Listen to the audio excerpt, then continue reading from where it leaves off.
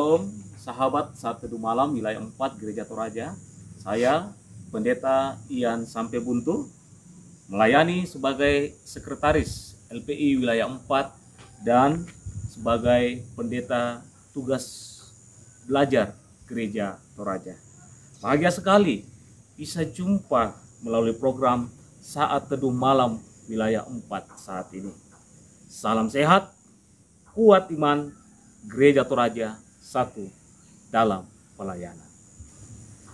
Sebelum kita membaca dan merenungkan bersama firman Tuhan malam hari ini, kita satu dalam doa, kita berdoa.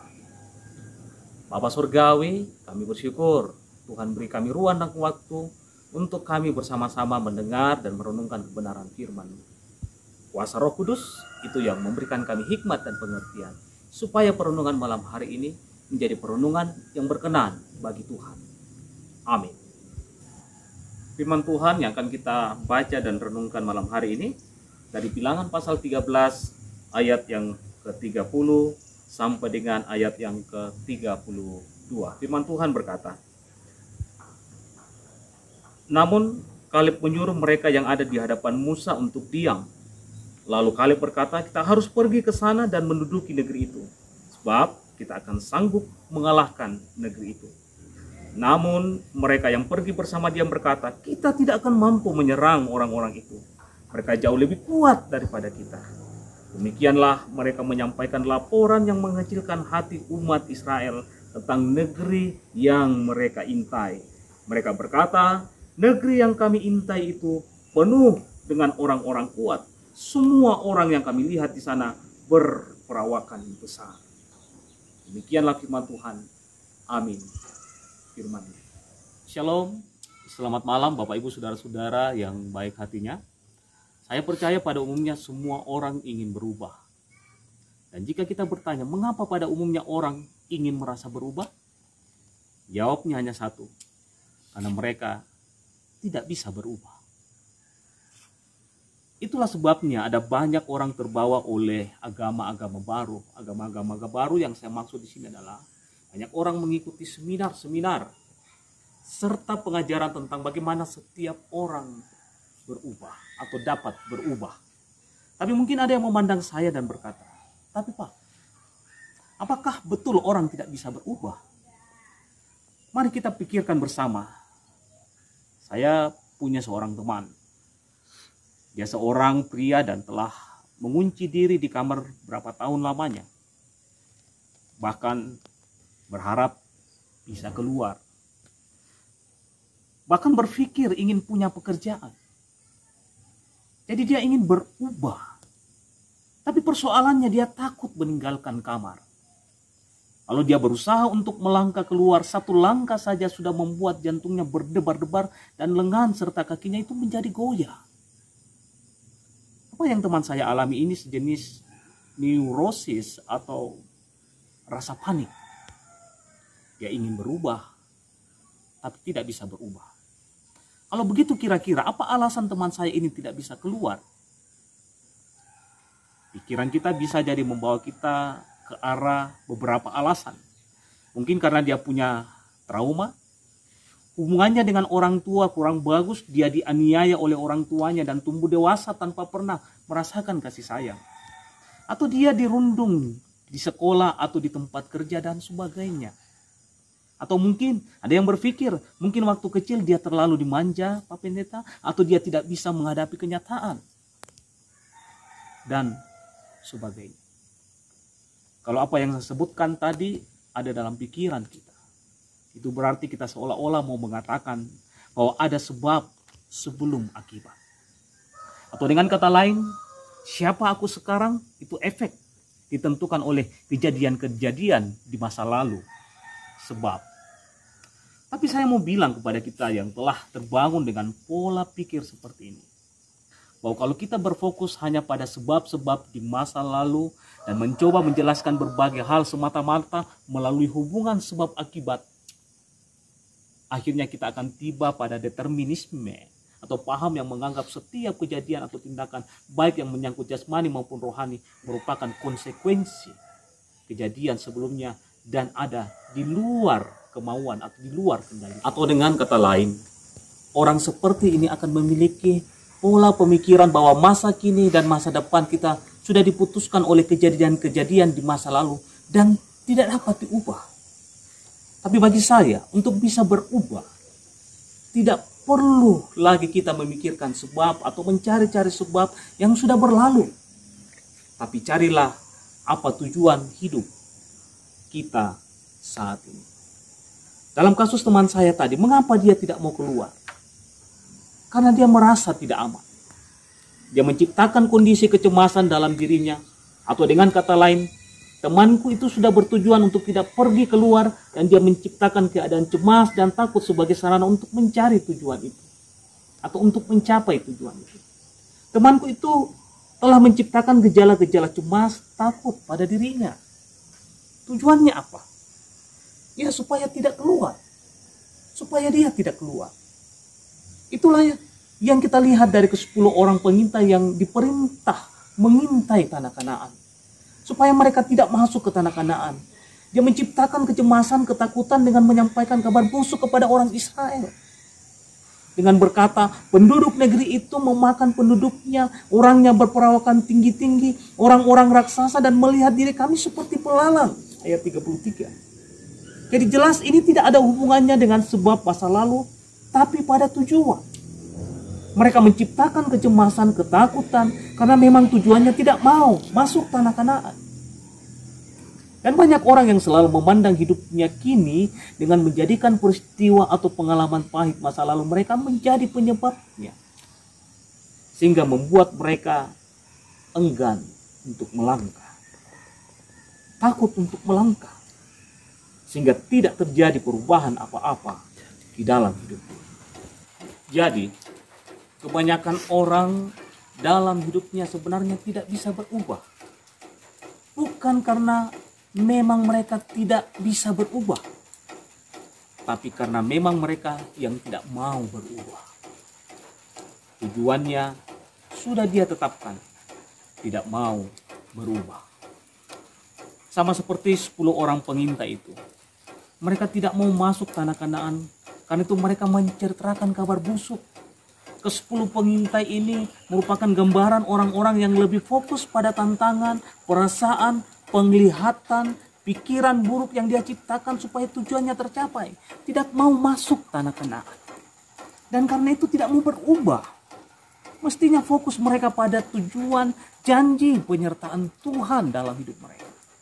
Saat itu bangsa Israel sudah diambang tanah perjanjian, Bapak Ibu Saudara-saudara. Itu berarti janji Tuhan juga sudah di depan mata. Bukankah banyak kita juga begitu dalam hidup ini? Kita tidak berubah bukan karena tidak bisa, tapi memang tidak mau berubah. Karena itu kita menciptakan kecemasan, ketakutan dalam diri kita sendiri. Saya tidak mampu, saya sudah tua, saya sakit-sakitan nih, apalah dayaku, saya inilah, saya itulah. Kita mesti belajar dari Kaleb dan Yosua. Mari perhatikan apa yang Kaleb katakan di ayat 30. Kemudian Kaleb mencoba menenteramkan hati bangsa itu di hadapan Musa, katanya, tidak, kita akan maju menduduki negeri itu sebab kita akan mengalahkannya. Ketika semua orang menciptakan kecemasan, ketakutannya sendiri. Tapi Kaleb dan Yosua justru menciptakan keberanian optimistis pada dirinya. Fokus pada janji dan penyertaan Tuhan dalam kehidupan mereka. Bagi Kaleb dan Yosua, hidupnya hari ini dan masa depannya tidak boleh ditentukan oleh sebab-sebab yang melahirkan kecemasan dan ketakutan yang sebenarnya mau menyatakan dan menegaskan pada diri kita sendiri. Memang benar, kita itu tidak ingin perubahan. Kita sudah cukup mengatakan, jami hidupku begini-begini, matua mokan, paemo paling palambi itu, dan sebagainya. Tapi kalau kita mengatakan hidup kita adalah hidup yang berkemenangan, hidup yang dipimpin oleh kuasa Roh Kudus, maka kita akan membiarkan diri ini berada pada tujuan untuk dapat berubah. Fokus pada tujuan hidup yang berubah, tetap optimis, semangat terus semangat dalam kehidupan kita. Karena itu Bapak Ibu Saudara-saudara, kalau saudara menghadapi kepahitan, kekurangan, sakit penyakit dan sebagainya, tidak perlu siksa diri, capek-capek cari-cari sebabnya apa dan sebagainya, mempersalahkan keadaan dan sebagainya. Sebab kalau tidak ditemukan, kita lalu uring-uringan.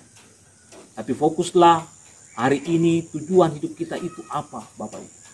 Kalau kita fokus pada tujuan janji Tuhan, ada rancangan Tuhan atas hidup dan masa depan keluarga dan anak cucu kita, kita tidak akan pernah takut menghadapi hidup ini. Memang mungkin prediksi kita bisa salah, bisa keliru dalam hidup ini. Tapi itu bukan berarti kita salah. Ketika kita salah prediksi, ketika kita keliru dalam mengambil langkah, lalu harapan dan impian kita gagal pula. Oh tidak. Anda harus terus mencoba, Anda harus terus berusaha. Anda harus tetap optimis menjalani hidup ini. Dan tetap fokus pada tujuan, janji, dan pemeliharaan Tuhan atas hidup dan masa depan kita. Seperti para gamers yang tidak pernah mengenal kata menyerah dan terus berusaha mencoba dan menaklukkan untuk memenangkan permainan. Hidup di dunia ini, penderitaan, kepahitan, sakit, penyakit, kekurangan sejatinya adalah bagian dari hidup yang harus juga kita mainkan dalam kehidupan. Dan orang-orang Kristen yang hidup dalam percaya kepada janji dan penyertaan Tuhan pasti akan menang untuk memasuki level hidup yang baru, yang jauh lebih tinggi lagi dari level hidup yang sudah dilalui sampai hari ini. Jika hari ini berubah baik, maka besok pasti akan berubah. Dan semoga kita juga dapat berubah lebih baik lagi dalam hari-hari hidup ke depan. Karena kita fokus pada tujuan, bukan pada sebab-sebab yang hanya membuat kita mempersalahkan.